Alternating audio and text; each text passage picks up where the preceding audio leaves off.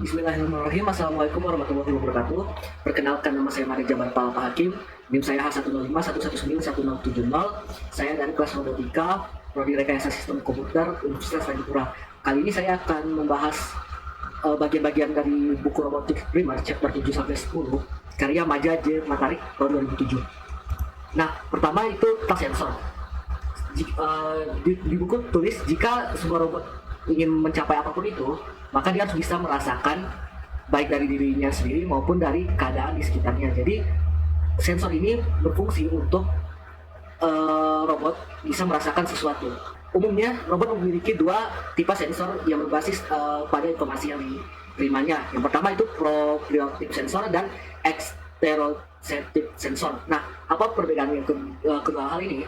Nah, yang pertama untuk proprioceptive sensor itu dia merasakan dari bagian internalnya seperti putaran roda, saklar, dan lain-lainnya. Sedangkan buat exteroceptive sensor, dia itu merasakan dari hal eksternal robot atau lingkungan sekitarnya, seperti ada suhu, ada tekanan, dan lain sebagainya. Nah, proprioceptive sensor dan exteroceptive sensor itu bersama-sama bergabung untuk menciptakan suatu sistem yang baik pada robot.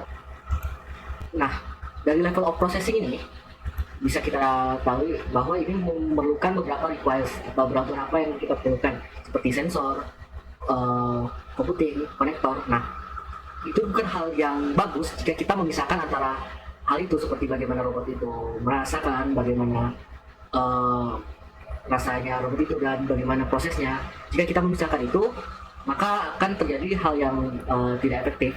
Nah, selanjutnya it's an interesting robot. Nah, how sensing as single computer design. Nah, pertama kita harus tahu robot itu digunakan untuk apa dulu. Yang pertama, maksudnya tugas-tugas robot itu apa. Yang kedua, sensor yang terbaik untuk dia itu apa. Misalnya robotnya berguna di bagian ini, maka sensor yang cocok di bagian ini apa. Lalu mechanical design motion. Nah, yaitu desain yang pas untuk robot ini apa. Misalnya robotnya itu robot pelayan, jadi desain yang pas untuk pelayan itu apa, seperti itu. Nah, untuk di vehicle design itu dia yang pas untuk sensornya juga dan lain-lainnya. Nah, para robot tech research atau peneliti robot itu setuju bahwa hal yang penting dan yang diperlukan untuk mendapatkan sesuatu yang effective perception adalah sebagai berikut. Yang pertama, action oriented perception atau yang bisa dibilang active sensing, expectation based perception atau yang biasa disebut itu berekspektasi kepada ekspektasinya, task driven attention, dan perceptual classes. Nah, persepsi berorientasi itu atau action oriented perception juga biasa dikenakan active sense. Nah, alih-alih untuk mereproduksi dunia untuk memutuskan apa yang harus dilakukan, robot dapat menggunakan pengetahuan tentang tugas untuk mencari rasa tertentu di lingkungannya dan meresponnya. Sebagai contoh, untuk robot itu susah kan mencari nenek itu yang mana secara umum, tapi tidak sulit untuk robot untuk mengetahui bahwa nenek itu suka memakai baju apa, nenek itu suka memakai gaun apa, dan hal itu dikombinasikan sehingga diketahui bahwa hal itu adalah nenek. Nah, itu contoh dari action oriented perception. Nah, untuk expectation based perception itu berarti berekspektasi sama seperti action oriented. Nah, untuk ekspektasinya sendiri digunakan untuk pengetahuan tentang lingkungan robot untuk memandu dan membatasi bagaimana data sensor dapat diinterpretasikan. Misalnya, jika hanya orang yang dapat bergerak di lingkungan tertentu, misalnya ada orang di lingkungan A, misalnya di gudang rumah kita. Nah, biasanya kan jarang tuh ada yang lewat situ atau masuk itu. Nah, di situ tuh jika ada orang yang bergerak mencurigakan atau sesuai dengan controller yang kita masukkan ke dalam robot, nah robot sensor robot bakal mendeteksi nih, oh ini kayaknya pencuri nih, soalnya jarang ada orang yang lewat di malam ini, seperti itu. Lalu yang selanjutnya adalah task driven attention. Nah, untuk task driven attention sendiri atau yang biasa disebut perhatian berdasarkan tugas, jadi dia melakukan tugas melakukan sensor sesuai dengan tugasnya. Dan perceptual classes adalah persepsi berdasarkan kelas. Selanjutnya chapter 8 kita akan membahas switch dan light sensor. Nah, sebelum itu di sensor itu ada dua sensor, yaitu passive sensor dan active sensor.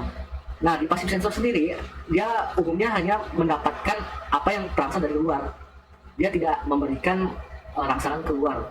Sedangkan active sensor dia memiliki emitter dan detektor, sehingga dia bisa memberikan sinyal lalu bisa membalikkan sinyal kepada dirinya lagi.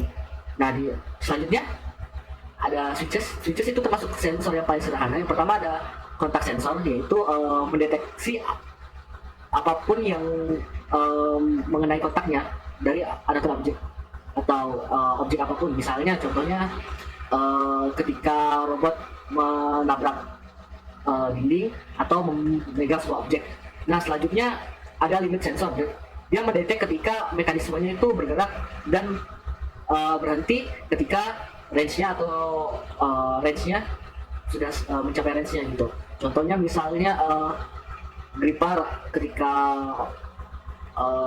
jendela terbuka, atau contohnya seperti BEM itu ya yang biasa di mobil itu yang begini ya.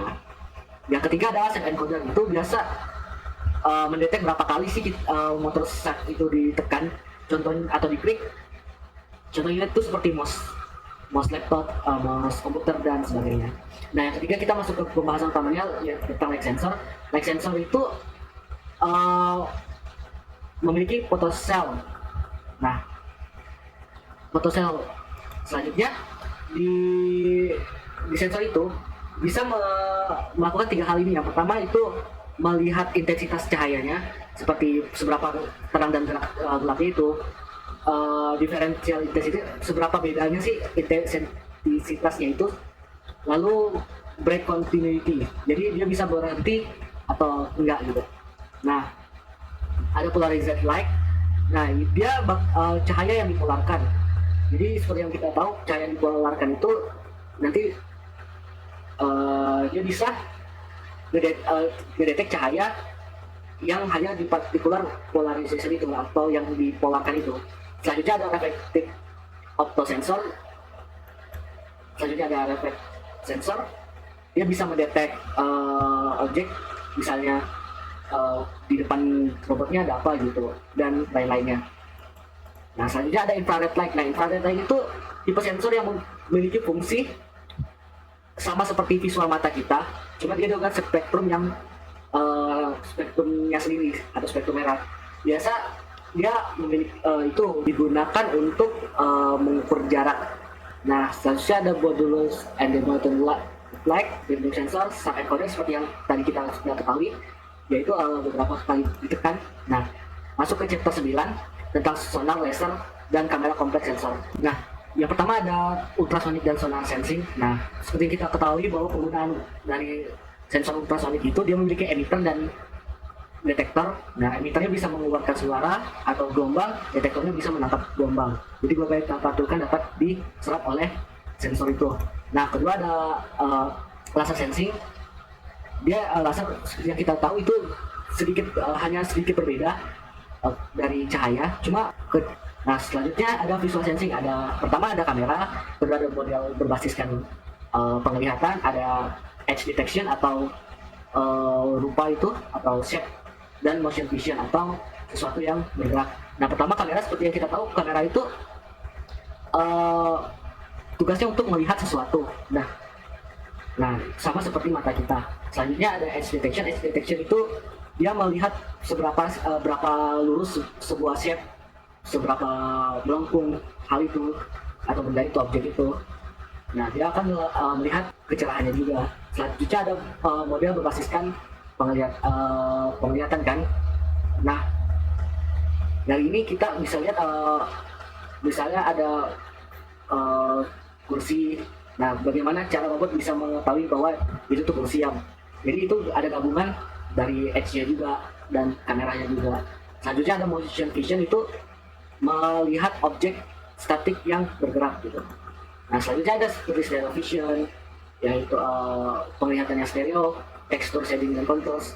Kita sudah tahu topiknya biology vision dan vision of robot. Nah, selanjutnya yang terakhir chapter 10 ada tentang feedback control. Feedback control sendiri terbagi dari 4 hal, itu tentang feedback controlnya sendiri atau umpan balik kontrolnya, berapa banyaknya error itu, lalu tipe-tipe dari feedback control itu apa, dan yang terakhir adalah feed forward atau open loop control. Itu kebalikan dari feedback control. Nah, pertama feedback control sendiri itu adalah sistem yang dia menjalankan sesuatu sesuai dengan apa yang diperintahkan. Nah, seperti itu. Lalu beberapa macam error, seperti error yang kita lihat itu misalnya ada sesuatu yang tidak sesuai dengan apa yang diharapkan, itu bisa disebut dengan error. Nah, ketika error itu 0 atau lebih kecil daripada yang biasanya itu, maka goal state itu tercapai, atau apa yang diinginkan robotnya itu tercapai. Nah, ini adalah contoh dari feedback control robot. Misalnya, gimana sih cara untuk menulis controller untuk more following robot using feedback control. Robot yang mengikuti dinding menggunakan feedback control. Nah, ini seperti ini kodenya, saya ambil dari bukunya sendiri. Nah, jadi untuk mempertahankan robot mengikuti dinding, nah jika jaraknya itu sesuai dengan apa yang kita inginkan, maka keep going. Tapi jika bisa dipandu dari tembok, nah dia turun 45 derajat. Misalnya masih hal itu terjadi juga, balik ke 45 derajat lagi, dan seperti itu ya, sampai apa yang kita tentukan untuk robotnya sama. Nah, ini adalah tipe dari feedback control. Yang pertama proportional control, seperti apa itu derivative control, integral control, PD dan PID control. Nah, ini yang bekas tadi itu. Nah, selanjutnya ada feed forward atau open loop control. Ini berbeda dari feedback control. Sistemnya itu dapat tidak seperti feedback control. Nah, dalam kontrol loop terbuka ini, sistem mengeksekusi perintah yang diberikan berdasarkan apa yang diprediksi, alih-alih melihat status sistem dan mempengaruhinya seiring berjalannya waktu, seperti